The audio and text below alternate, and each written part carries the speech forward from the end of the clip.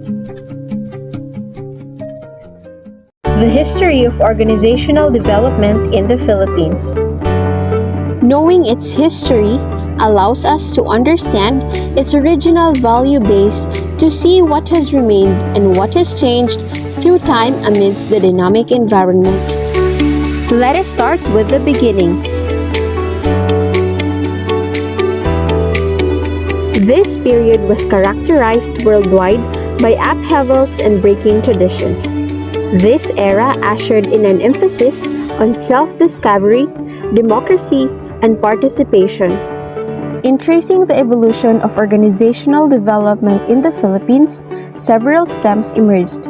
First, one from the work of two Jesuit educators who applied the concept of group process and group dynamics in social transformation and education.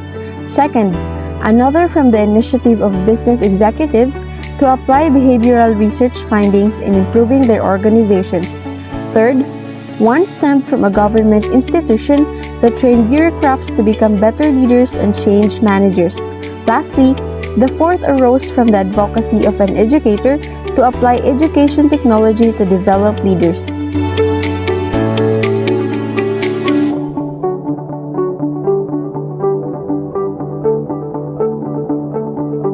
These two had been exposed to the group training laboratories in the US and introduced the group process and group dynamics approach to their work. Their early work on self-discovery and building of social relationships are documented in two books.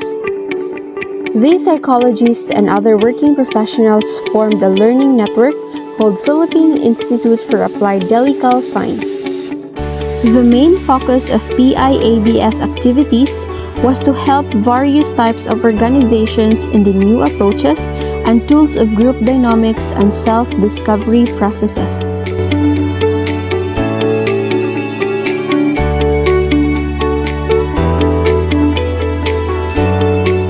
One of them are Philippine National Oil Corporation, National Steel Corporation, and Philippine Airlines.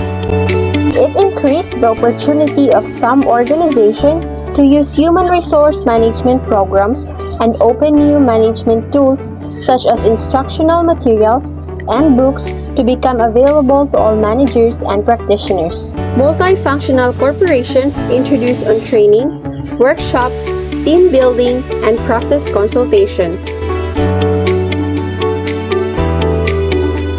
Government is not the only actor in the fight against poverty and in some contexts may not even take center stage.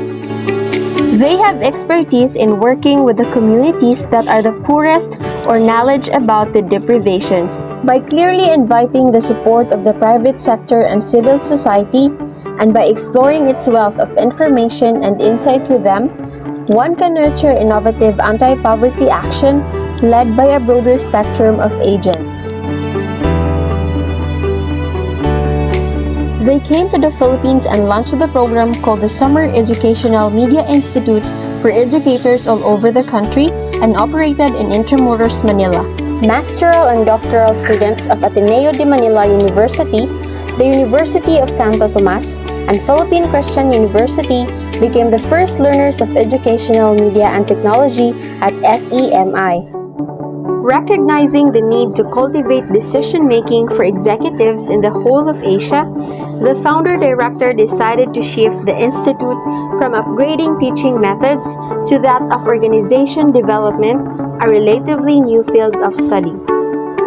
They offered two master programs following the open learning philosophy and delivered by distance education using print, oral mode, and technology.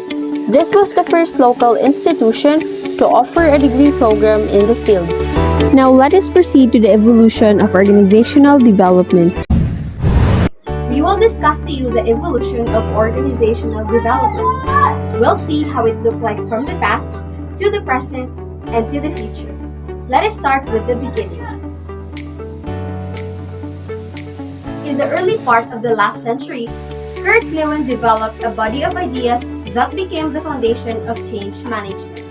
This includes action research, group dynamics, force field theory and analysis, and the three-stage change process. Let's discuss it one by one. Action research. Action research is a form of participatory problem solving. By working together, a group is able to move effectively, analyze, address, and fix problems. Group dynamics refers on how groups behave and interact. This psychological approach helps change managers to understand on how employees react to a change.